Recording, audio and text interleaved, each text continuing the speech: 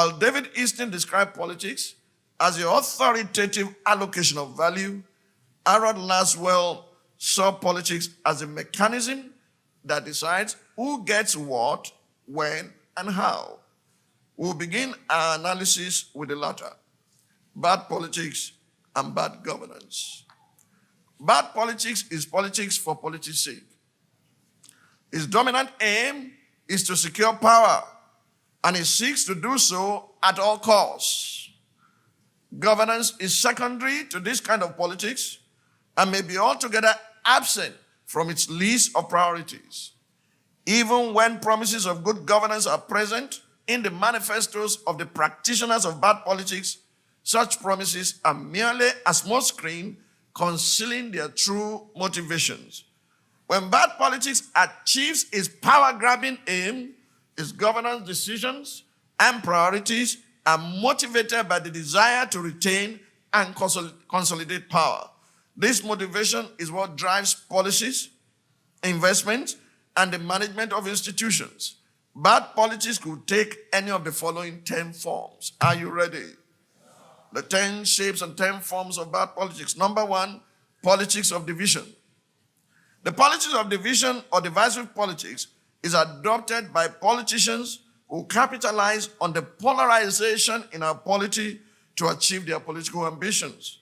Rather than seeking to build a bridge, such politicians use ethnic, regional, religious, partisan, generational, and class divisions to build dams between the people in order to appease political support bases. The agents of divisive politics do not hesitate to throw equitable representation and inclusion out the window because politics to them is a game of numbers, while a sense of inclusion is secondary. They do not take a stand on issues of nationhood when they sense that taking a stand could infuriate their extremist support bases. Fellow Nigerians, you may be wondering what kind of governance outcomes the politics of division outputs.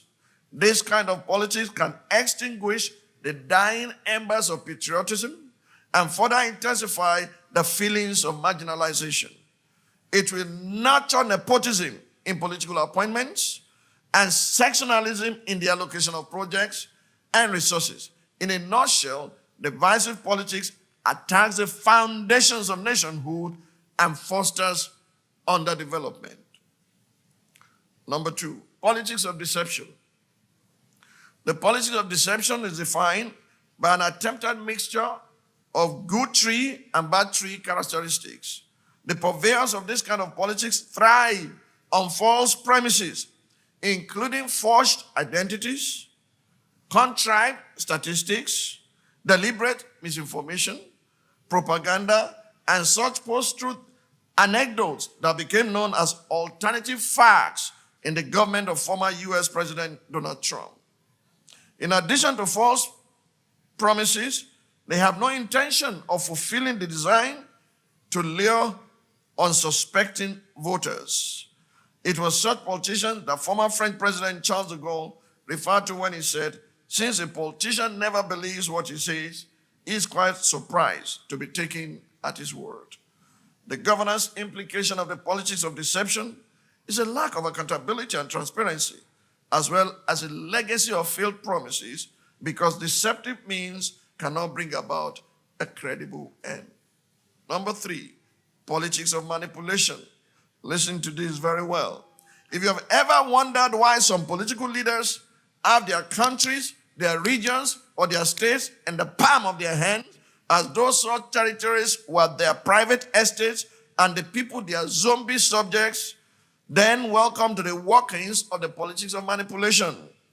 Manipulative politicians are masters at the art of mind control.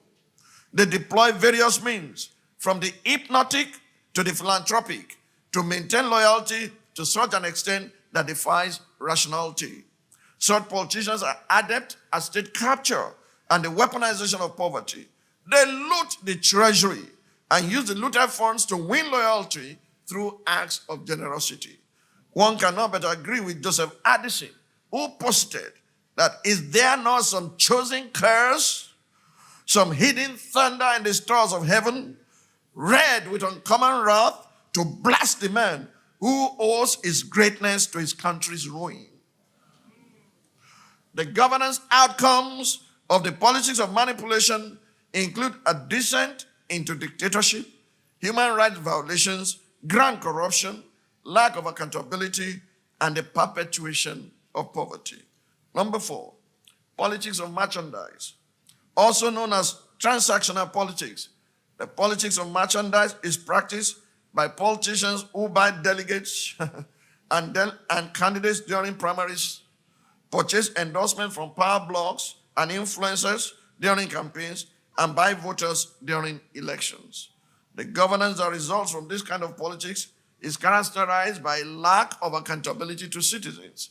When politicians get to power through vote buying, they do not think that they owe us, the citizens, any obligation. As a result, they have no business with us until the next elections. Fellow citizens, in 2023, we must reject political merchants and vote buyers. That's a good place to say amen. Number 5, politics of exploitation. The politics of exploitation is practiced by incumbents who divert state resources to re-election campaigns or to fund anointed candidates. These politicians also exploit otherwise non-partisan institutions such as security agencies to carry out their political shenanigans. It's also common to find exploitative politicians denying the opposition legitimate use of facilities. The politics of exploitation erodes confidence in institutions. It depletes patriotism, fosters corruption, and sabotages critical sectors of the economy. Number 6, politics of betrayal. This is so common here. The policy of betrayal is a brand of transactional politics deployed by candidates who lack a sense of loyalty. Policies of betrayal is what is at play when political leaders sell out members of their political party for political gain. For instance, when in a bid to win a particular state at the presidential election, a presidential candidate of a given party makes backdoor deals with the governor of that state who is from an opposing political party in such a manner that throws the governorship candidate of his party under the bus. That is the politics of betrayal at play.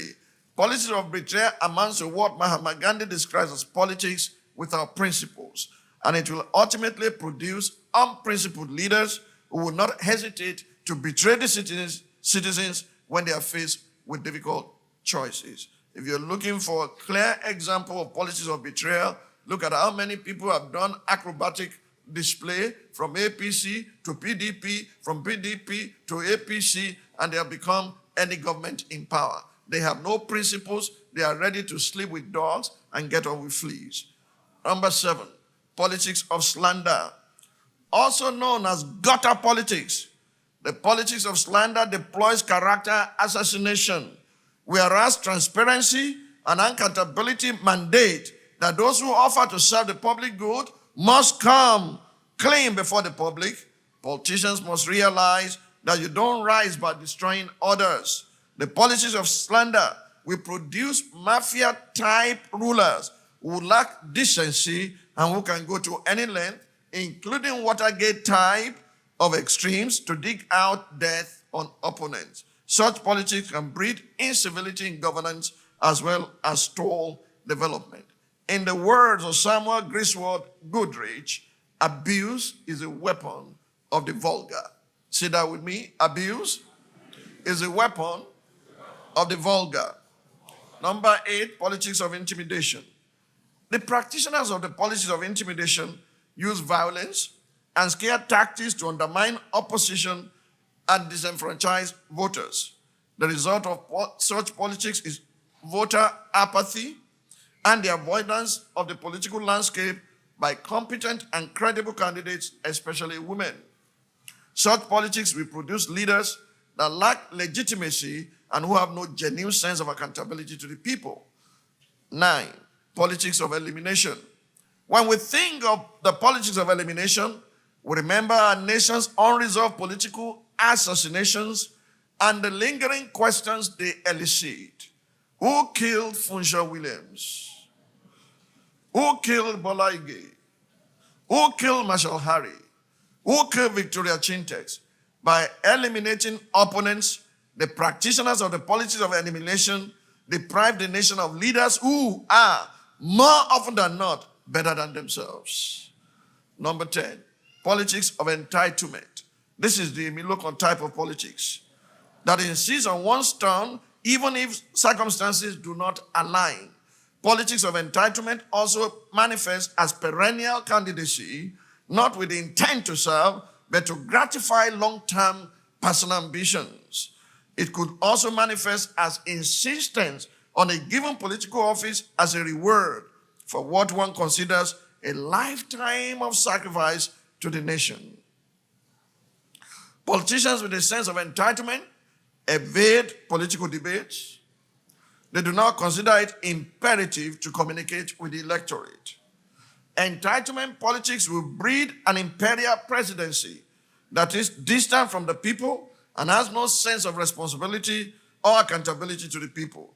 Such imperial governance will slide towards dictatorship and will be intolerant of dissent. Entitlement politicians set low performance benchmarks for themselves when they secure power and are content with projecting molehills as mountains of achievement.